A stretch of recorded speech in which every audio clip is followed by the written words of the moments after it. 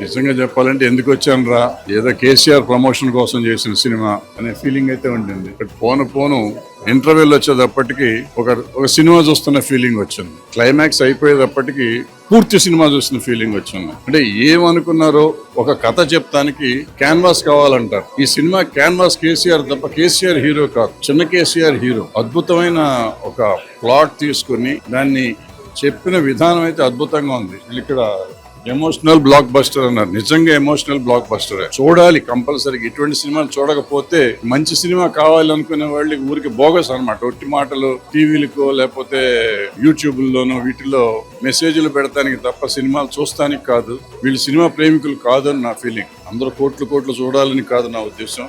మంచి సినిమా కావాలనుకునే ప్రతివాడు చూడాల్సిన సినిమా ఇది. అద్భుతం.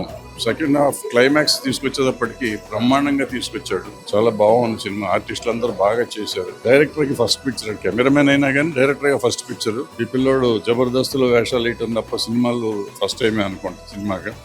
ఆ సినిమా అద్భుతమైన పెర్ఫార్మెన్స్ చేశాడు.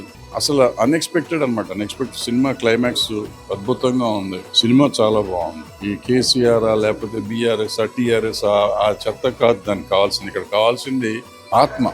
సినిమాకి ఆత్మ. తెలంగాణ అనేది ఆత్మ. తెలంగాణ కోసం ఏం జరిగింది, తెలంగాణని ఎంత ప్రేమించారు తెలంగాణ యువత అనేది ఈ సినిమా.